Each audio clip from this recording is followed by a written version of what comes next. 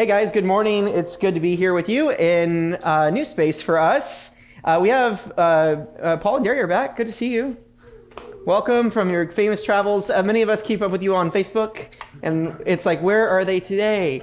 So it looks like you're having a good time, and congratulations on the grandkid. And we also have the Rommel family in the back visiting from Richfield. Go Church Richfield, another one of our family churches. If I think, Orange family, you know the Rommels, right? Boom. So I saw Nathan a couple weeks ago at a network meeting, an important one. But we're still going through spiritual disciplines as a church, based off of Richard Foster's book, The Spiritual Celebration of Discipline, which he kind of segregates into three main categories: inward, outward, and what we're calling upward, or we might consider corporate disciplines. And we finished our inward disciplines, and now we're looking at the outward ones. So the inward ones were prayer and fasting, meditation, and missing one. Study. Thank you. The one that was one of Waters. Oh, it wasn't you, but you preached it. I was like, Water preached it. So today we're looking at the discipline of simplicity. And so with simplicity, we're going to have a definition for it. And let's just go ahead and put it up on the board now. So we have Christian simplicity, as defined by Richard Foster, is an inward reality that results in an outward lifestyle. And I think that's kind of where the rubber meets the road, if you will.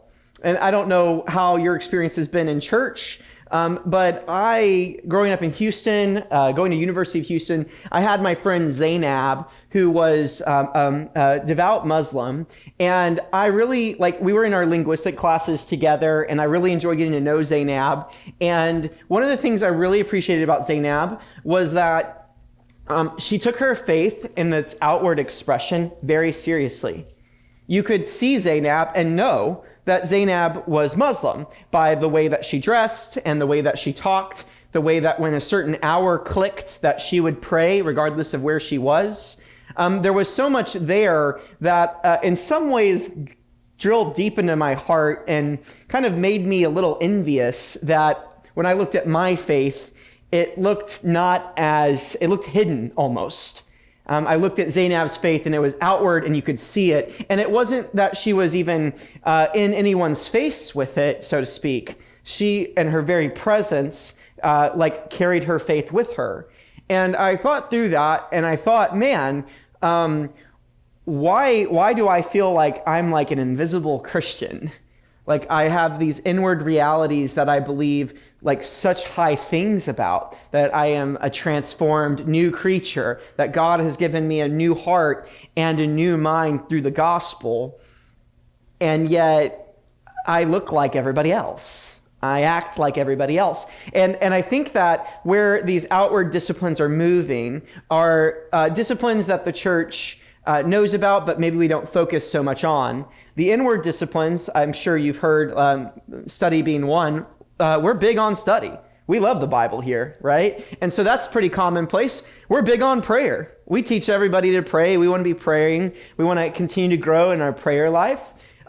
Meditation, to some degree, Christian meditation and reflection is something that I've been doing my entire life effectively, and probably many of you have as well. And then we start hitting this is that rubber hits the road piece.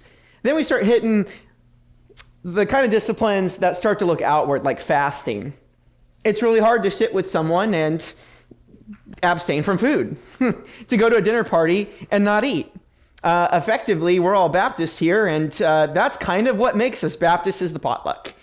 And so if abstaining from the food, it's like, wow, we have to actually transform how we show up in life in these ways. And then things get even more complex by getting more simple with Christian simplicity.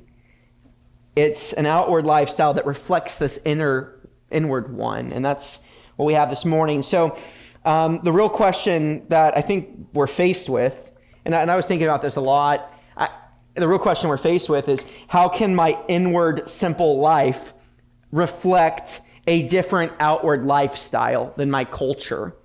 And I think to some degree, there's some things that we don't do that our culture does, and that makes us clearly distinct.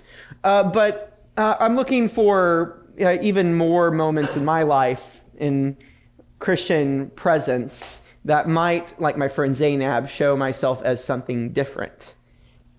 And so for those taking notes, the big idea today, it's really simple. I think that if we're going to build this Christian life that reflects outwardly, we have to focus on what matters most. So we have to focus on faith, relationship, and purpose.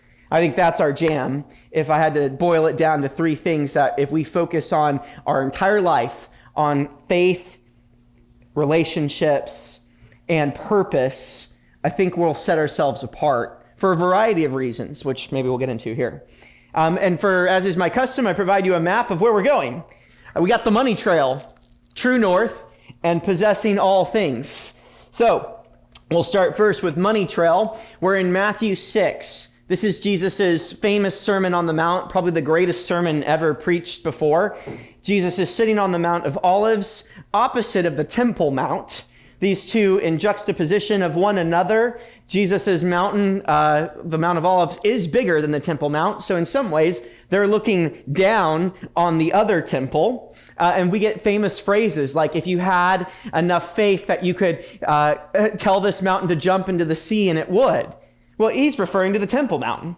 He's saying that if you had enough faith, we could actually do away with this other system, this other way that people have been effectively experiencing God for something greater, a better and a new covenant. And so in this preaching sermon, which is quite long, right at the end of his teaching on fasting, which we just did here last week, he gets into Matthew 6:19, and we'll just do 21 first, so 19 through 21.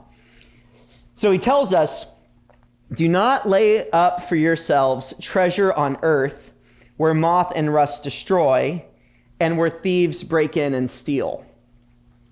But lay up for yourselves treasures in heaven where neither moth nor rust destroys, where thieves don't break in and steal.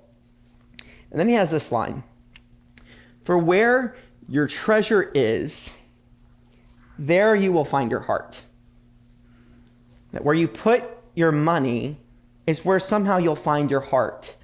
Your heart follows a money trail. And I don't know if you've ever really thought about that, but I used to think when I was a teenager, when I was reading these texts, that, oh, well, whatever I love, I'll put money into. That's not what Jesus says here. He says whatever you put money into, you'll love. I sold a big 52 cubic feet of nitrogen this week. And I sold it to a guy for it was empty. It was just the canister. It was $100. I sold it for $100. And he pulls up in this insanely jacked up truck like I've never seen before. We're talking like it has been altered beyond measure. And I'm selling him this empty cylinder. And he's like, yeah, I'm going to fill it with nitrogen for my shocks. And I was like, oh, I don't know anything about this. I can't tell you about trucks. Or if you know me at all, I can't tell you about sports. I think there is a current church bracket going on, which my friend John Bang told me he's leading. Yes. Yep. And so I find that with this guy in his truck, that he has invested all of this money in his truck and he knows so much about it. And you can tell when you meet with someone what their interests are. And we find that if you're a hobbyist, in that sense, really what you're saying is, I like to spend my money on this thing, right? And whatever that thing is different for all of us. But Jesus' simple teaching here, he wants to make us aware that how you spend your money affects your heart in some way. That your relationship to money guides your feelings, your emotions, your heart to some degree. I started thinking through this a long time ago, and I decided, and this is kind of like I'd call this a counterterrorism sort of move. I decided in the way I might live with this text in mind is if I don't like someone that I want to learn to like, I'll start investing in them. Take them out to dinner, right? Show up to the birthday party, bring a gift. There's ways I can spend my money on people that can teach me, I think, how to love them better. There's even in psychology, I can't remember exactly the observation, but I think it was Benjamin Franklin, and it's like this old study where if someone doesn't like you, if you do them a favor, they'll start to like you a little bit. So Benjamin Franklin would ask from his enemies, I think it was Benjamin Franklin, to borrow a book. And so that's a simple thing to do. I'll give you a book. But then you have to rationalize in your head, well, this guy's got to be at least decent enough for me to lend my things to. There's a lot of like interesting thoughts around how we're wired and how we're made, but also too, how we might live better in relationship to our faith, in relationship to Jesus and his kingdom. And so in this money trail, he keeps going on and he says that the eye is the lamp of the body, right? By it we can see everything. And he says if your eye's healthy, your whole body will be full of light. And if your eye's bad, your body will be full of darkness. If the light in you is darkness, how great is the darkness? So he's illustrating here, right, that what we see in this way, he's using this allegory, this analogy of light, and how it can come in and we can see and visualize things, but also that with that vision comes, in some senses, a temptation. That you would be able to see things, or in this sense he uses like darkness, and be drawn to them. It's like the desire for more. Because this is his concluding thought on this. He says, no one can serve two masters. Either he will hate the one and love the other, or he'll be devoted to one and despise the other. You cannot serve God and money. Which is, to Jesus' perspective, money, he even uses the word for the god of greed. Some of your Bibles might say of God and mammon. And so Jesus puts before us that actually there is something of a spiritual idol in our culture in how we relate to our money. And he says, well, what are you going to make your focus? Are you going to make your focus wealth, your career, getting more, getting ahead, being someone? Or are you instead going to orient yourself on the kingdom? Which leads us to the next part here, true north. So Jesus says, therefore, that big therefore, we're shifting into, hey, I told you about these things, so therefore, here's these things. He says, therefore, I tell you, don't be anxious about your life, what you're going to eat or what you're going to drink, nor about your body, what you will put on. Is not life more than food? Is your body not more than clothing? What is fascinating is, I think in America, our country is so rich that I don't think there's too many of us. There are some, but there aren't too many of us who are anxious necessarily if we're going to eat today and what we're going to eat. And neither are we anxious often about clothing, but then again, I don't dress particularly well. So maybe some of you are a little more anxious about clothing. But these kinds of anxieties are the anxieties of life, if you will. If I dropped you in the middle of a desert, you would then be anxious about what you were going to eat and possibly what you were going to wear. If you get your clothing dirty and you're in the desert, that's your only pair, right? Society's come a long way where what has been historically something we might worry about for our rich nation isn't something we often bother ourselves even thinking through. But we trade those anxieties for a different sort, don't we? How we're going to look to others, how we're perceived, who we are. I don't know if they had many identity crises thousands of years ago. Everyone grounded deeply in their culture. Everyone kind of knew I'm the son of so-and-so, and we make swords, and that's what we've done for generations and generations. There's no real doubt of like, oh, maybe I'll do something different. It's like, no, we're really good at making a sword here in the swordsmith family. But Jesus is informing us that anxiety in this way, which is part of the normal human condition, he doesn't say never be anxious about anything, but he's trying to teach us that it's our relationship to things that we need to learn how to be at peace with. And if you think about anxiety as like a tension, an uncertainty that floods your body and kind of puts you on the back of your foot, and you don't like the feeling of not knowing, how are you going to be perceived? What will people think of you?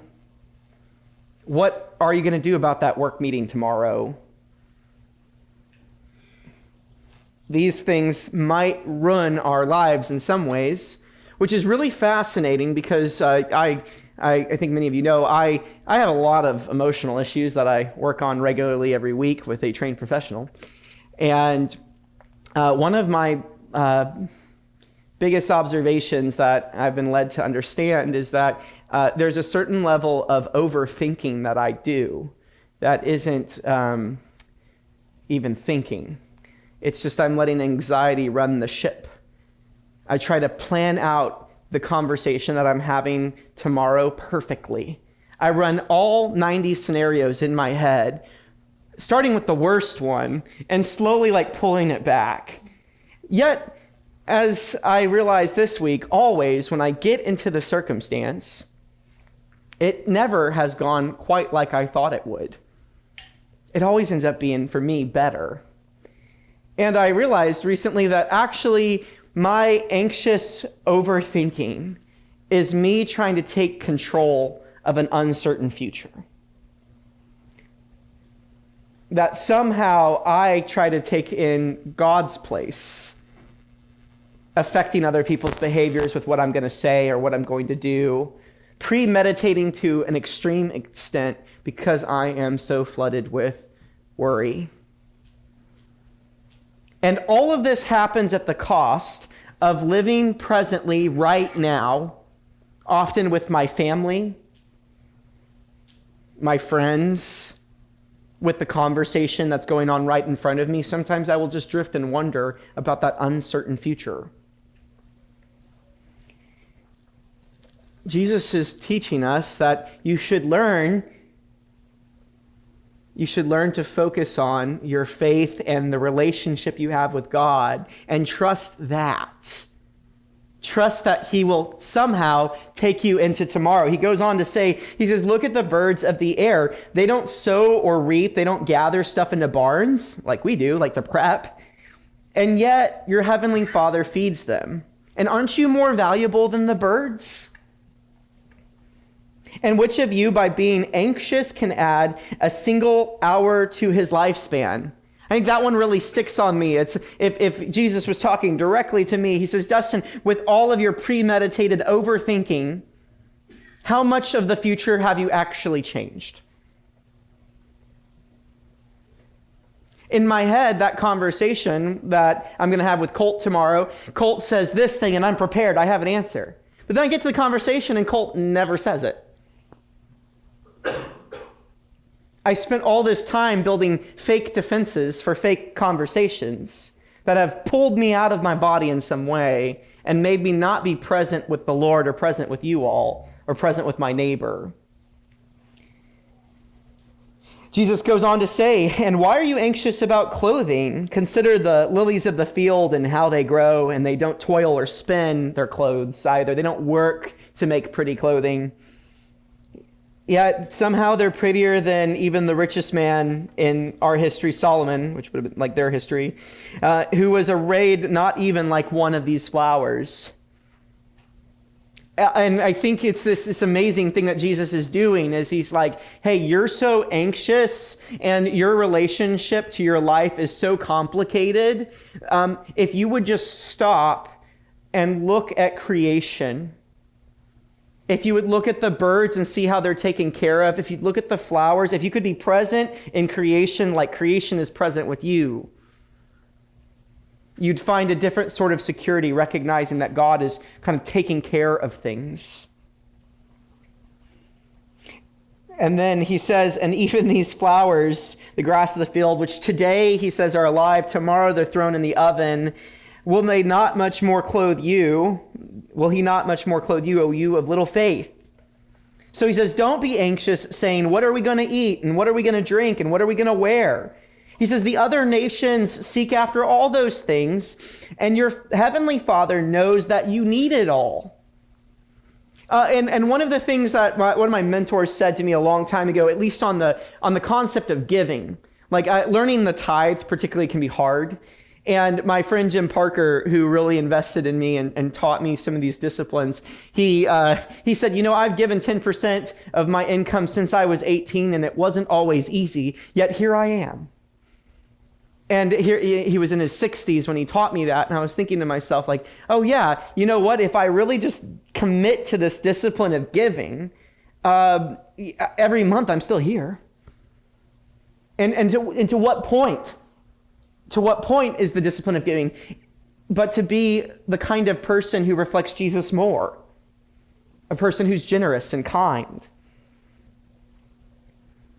And he says this, he says, the other nations, they seek after all these things, and your Father knows you need them all. But I'm telling you, don't seek after those things. He says, seek first God's kingdom and his righteousness. And all this other stuff, it'll be taken care of in the wash.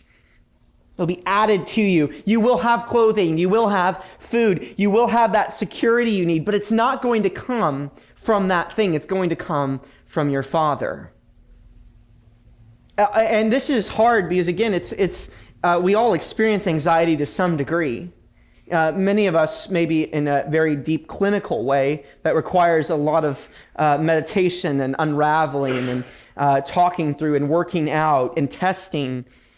And through this whole process, I find that all of my anxiety robs me from today. It robs me from being present with God right now. My focus isn't on my faith. It isn't on my relationships. It isn't on my purpose.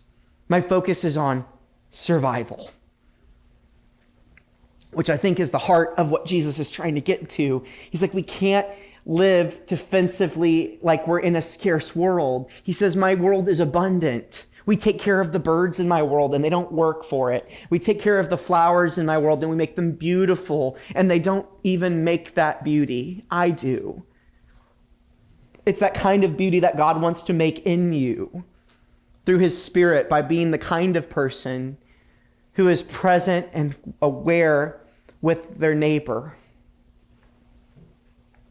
And then he says, seek first God's kingdom and his righteousness, and it will all be added to you. And then he says, therefore, don't be anxious about tomorrow, because tomorrow will be anxious for itself. Sufficient for the day is its own trouble. Focus on today, right now. What's right in front of you?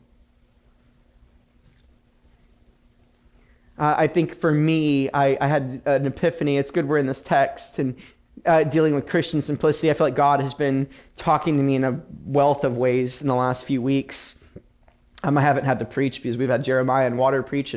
And I was like, I've been looking at this simplicity thing because one of my amazing talents is to make everything simple complicated. And so I kept reading through like Richard Foster's chapter on simplicity. I kept going through the disciplines. I started thinking through the scriptures we were looking at, and I'm like, man, I make everything so complicated. Why? And it simply is because of fear. I'm trying to prepare for every outcome. I'm in some survival mode that robs me from just enjoying your presence with me and God's presence with me. And so Jesus' words, though they be thousands of years old, are still so incredibly relevant to just regular living and timeless in so many senses that he wants us, that the heart, as Richard Foster says, that Christian simplicity is an outward reflection of an inward reality. Well, the way my life portrays is a complex inner reality that's uncertain and full of fear. And I know, and it's like a trap sometimes. It's like a trap to think that, oh, well, if I could just get past this thing, I'll be better. There will always be another thing. And I've learned recently, just in my own healing journey, that coping mechanism for fear is control.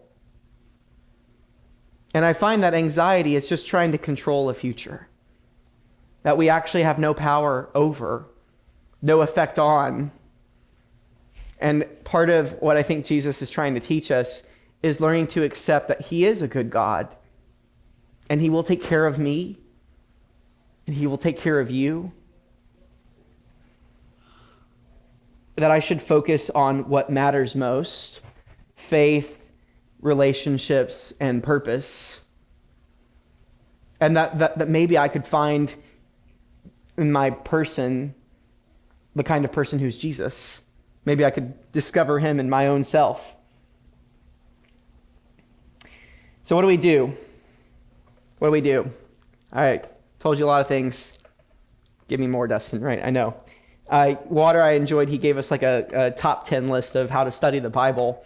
I thought about, hey, and Richard Foster in his book, The Spiritual Disciplines, gives us a few like recommendations, 10 as well. I kind of boiled it down to 5. Richard Foster's book, we have copies if you'd like to read it through the week. Some of them are a little outdated. There's like, oh, hey, this was probably really relevant when the book was written in the 80s, but I don't know if it really translates to 2025. And so I thought maybe the first thing, and this goes to our possess everything on the map, the first thing we might do is to focus our attention in the present moment on the way we feel, how we're reacting, why we do things a certain way. I think the first thing I might recommend on like how do we have this Christian simplicity is learning to self-examine ourselves constantly. Why did I say it that way? Why did I have an impulse to make that joke? Why am I avoiding that conversation? Practicing that self-examination in the moment, I think I find that, I'm still responding and reacting to that survivalist fear that I think Jesus is getting at. I think the second, and I think that would be maybe the first thing to really get good at. That's the thing I'm still trying to get good at. I think the second thing would be, and this is from Richard Foster's book. I thought it was really good. I read it and I felt convicted in some way. He says, reject anything that is producing addiction in you. Reject anything that is producing addiction in you. And I thought about that. I read it and I was like, if you asked Dustin, do you have any addictions? I'd say no. But if you ask me, are there things that may be producing or beginning to birth an addiction in you? And I'd be like, oh man, those video carousel, YouTube's video carousel, the short form media stuff, that has somehow hooked me in a way I am not addicted to yet. And I read that, I was like, man, in some ways, that is yet another thing I've been using to not be present in God's creation. That is somehow another thing that I've used to disconnect from the person in front of me.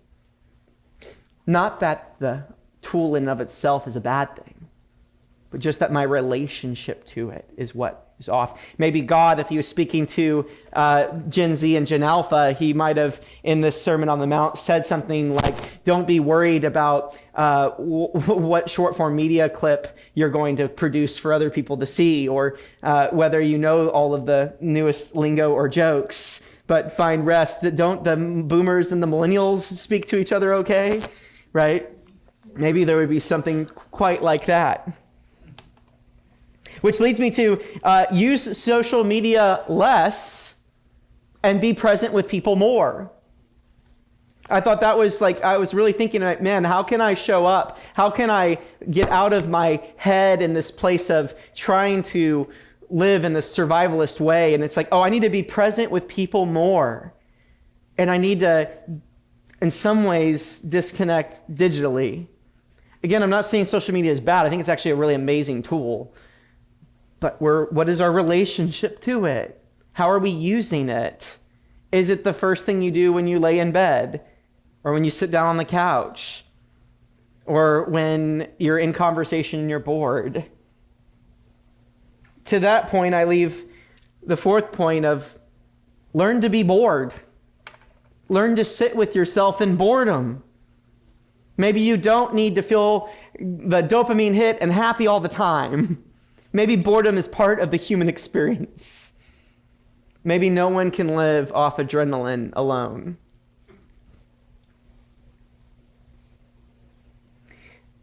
And on that, don't overpromise. Jesus taught us that our yes be yes, our no be no. We even complicate how we relate to other people. I'll share, Jeremiah and I go running regularly, and he texted me one night, and it was like, hey, you want to go run in the morning? And I looked at it, and I was like, I just don't think I'm going to respond to this. And then my son goes, why don't you just tell him you don't want to go? And I said, that is what I should do.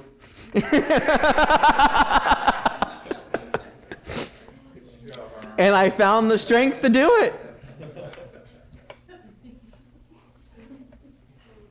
But I mean, there's ways in which we communicate with each other where we obfuscate who we are. We want to, in some ways, please everybody and make everyone, and to this, I enjoy running with Jeremiah. It's not about Jeremiah. It's about running at 6 a.m. or something.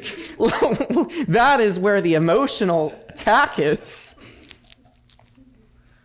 But Christian simple living, this Christian simplicity that Jesus modeled, is he was very present with people in the moment. He was there with people in a deep and meaningful way that provided transformation in insane results. And just like Jesus too, and I said there was 5, there's actually 6. I think part of Christian living is learning to be generous people. When you're generous with your money, when you're generous with your things, with the Chinese Baptist Church here, generous with their space. When you're generous with those things, it affects your relationship with it. If there's something that you have that you're finding yourself too attached to, Richard Foster might recommend you give it away. In some ways, there is a reality of loving things too much. Physical things. And I think if you have children, my kids are bigger, but part of loving your kids is not smothering them. It's releasing them to go. There is, in some senses, a way, an unhealthy attachment I could have to my kids that would possibly hurt them. There's so much here, and we have so little time. I'm already 3 minutes over. We have a new clock. I know you got that good sermon on prayer that was like an hour long, but now we have to draw to a close. I have this from 2 Corinthians 6. It's just 4 through 10. I just wanted to read it. And I thought about the heart of this kind of living, which there's still so much more to say.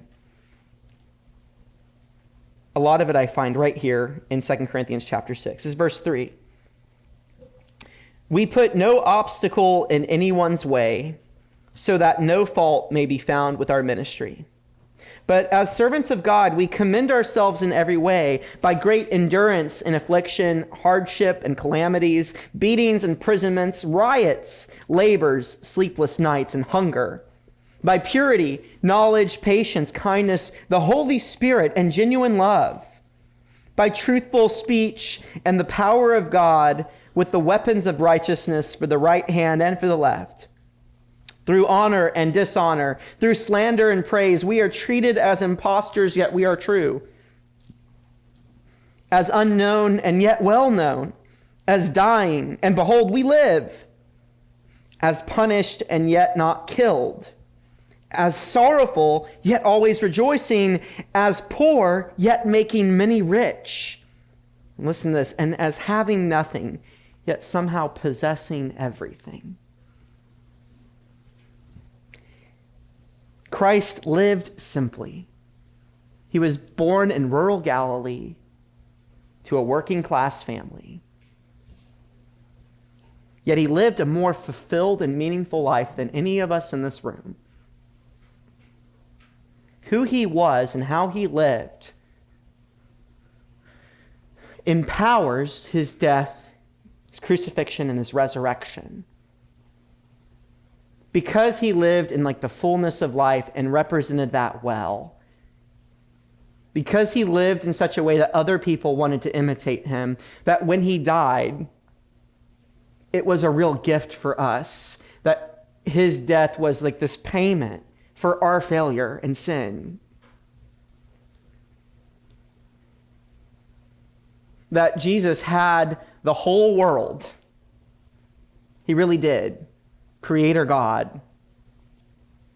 But that he'd give up that power for you so that we could live differently. That in the resurrection we might find new life and new hope. That in the good news of the gospel we could actually live as he instructs us. That we could be the kind of people that look at the birds and realize that we don't have to worry about where our things come from and where our security is. That we could actually find in ourselves God's very Spirit guiding us and leading us to a new way of living. Not attached to money or our things or our uncertain futures, but fully reliant in the moment on him at every moment. That our focus could be on our faith, that it could be on our relationships with God and with each other, and that it could be on our purpose here in our calling. That somehow maybe we could be a community that rests in the gospel and says that that's enough for me, that he's enough for me, and that everything else might somehow lose some of that significance in our life. And when that happens, our life takes on more significance. Some paradox of the gospel, that if you want to save your life, you have to lose it. And that is throwing it all at that true north kingdom of God, that we could be a people that seek his kingdom first, his righteousness, his goodness, his gospel. And that I could die to myself in this way. That I could be free from the things I think matter that don't.